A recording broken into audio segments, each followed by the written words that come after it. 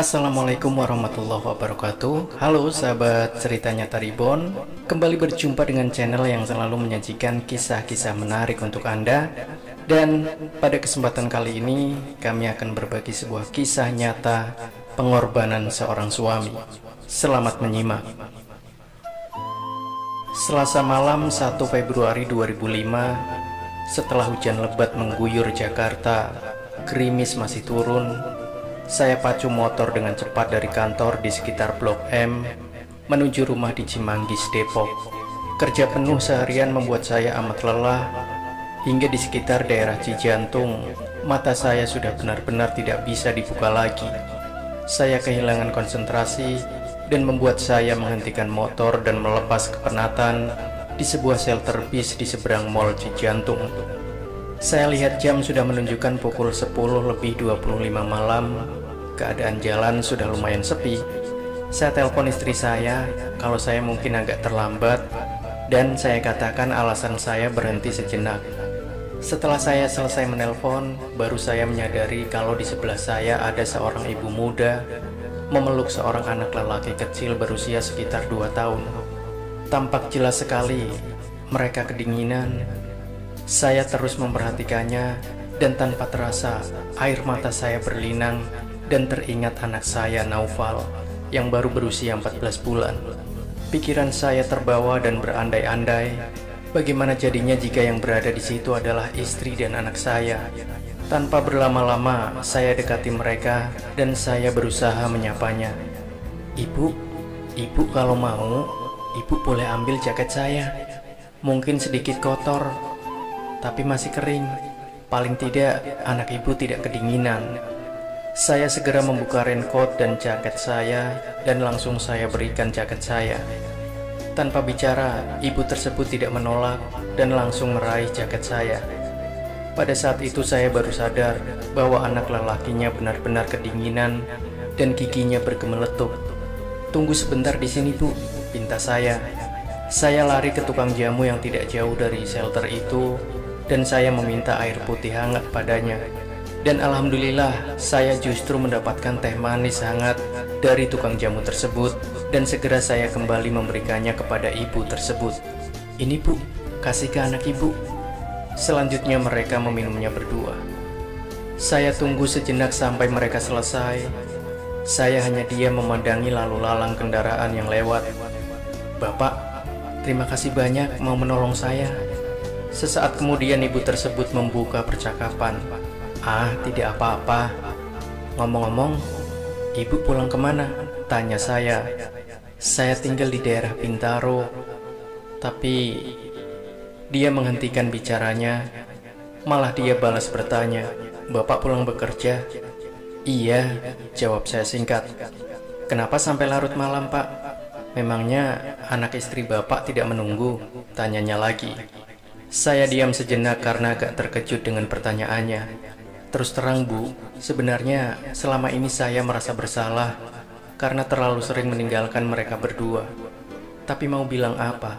Masa depan mereka adalah bagian dari tanggung jawab saya. Saya hanya berharap semoga Allah terus menjaga mereka ketika saya pergi." Mendengar jawaban saya, si ibu terisak. Saya jadi serba salah. "Bu, maafkan saya kalau saya salah omong. Kalau boleh saya minta uang 100.000, kalau Bapak berkenan," pintanya dengan sedih dan sopan. Air matanya berlinang sambil mengencangkan pelukan ke anak lelakinya. Karena perasaan bersalah, saya segera keluarkan uang 50 ribuan 2 lembar dan saya berikan padanya. Dia berusaha meraih dan ingin mencium tangan saya, tetapi cepat-cepat saya lepaskan. "Ya sudah, ibu ambil saja, tidak usah dipikirkan." Saya berusaha menjelaskannya. "Pak, kalau jas hujannya saya pakai bagaimana? Badan saya juga benar-benar kedinginan dan kasihan anak saya."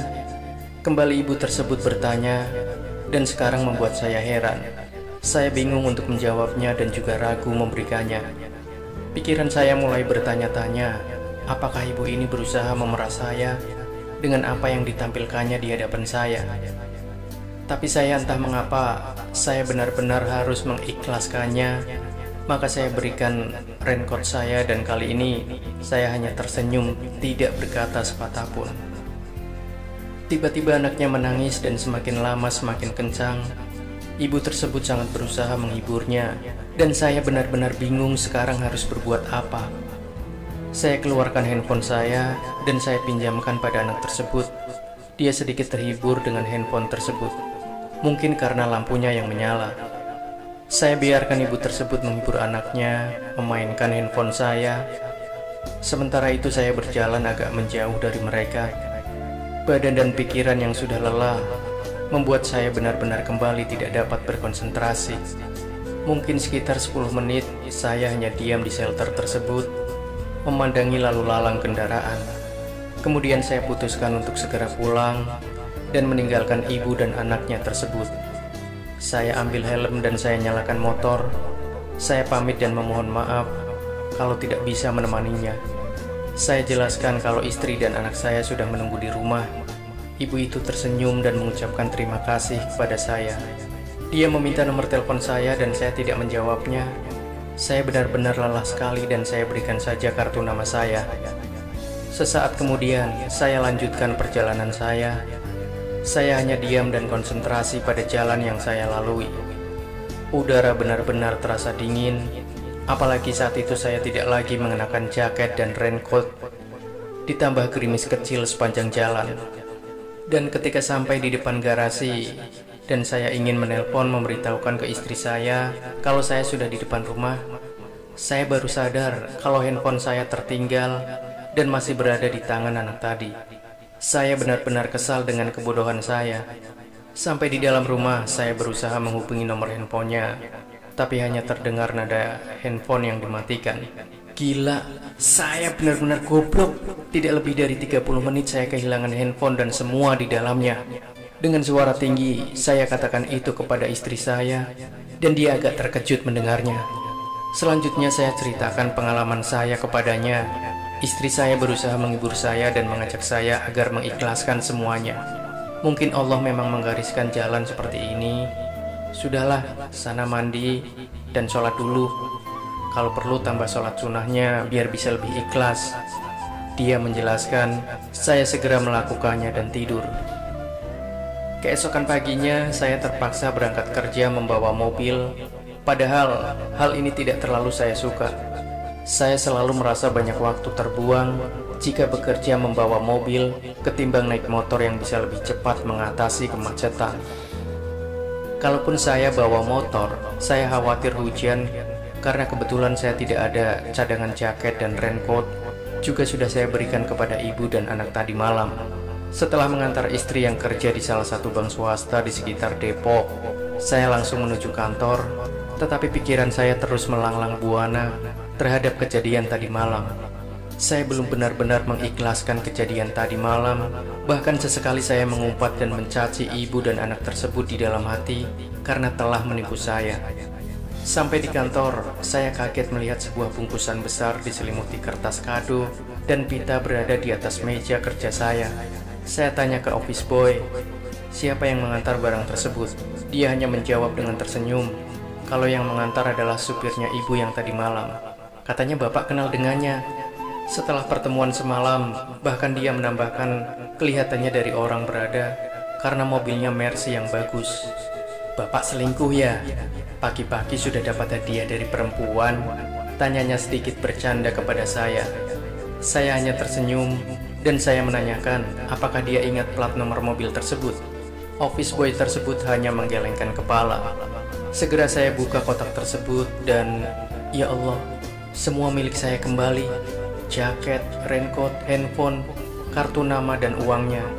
Yang membuat saya terkejut adalah uang yang dikembalikan sebesar 2 juta rupiah, jauh melebihi uang yang saya berikan kepadanya, dan juga selembar kertas yang tertulis, "Terima kasih banyak atas pertolongannya tadi malam.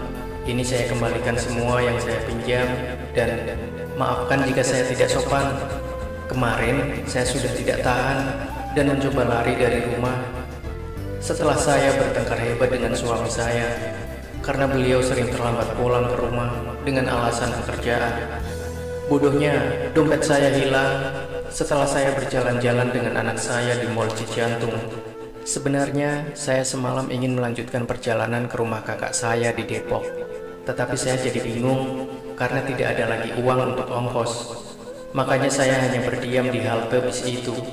Setelah saya bertemu dan melihat Bapak tadi malam, saya baru menyadari bahwa apa yang suami saya lakukan adalah demi cinta dan masa depan istri dan anaknya juga. Salam dari suami saya untuk Bapak. Salam juga dari kami sekeluarga untuk anak istri Bapak di rumah. Suami saya berharap biarlah Bapak tidak mengetahui identitas kami dan biarlah menjadi pelajaran kami berdua. Oh ya, maaf handphone Bapak terbawa dan saya juga lupa mengembalikannya tadi malam karena saya sedang larut dalam kesedihan. Terima kasih. Segera saya telepon istri saya dan saya ceritakan semua yang ada di hadapan saya.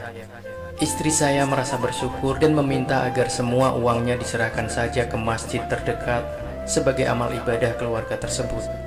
Demikianlah sahabat cerita nyata Reborn, sebuah kisah nyata yang berjudul Pengorbanan.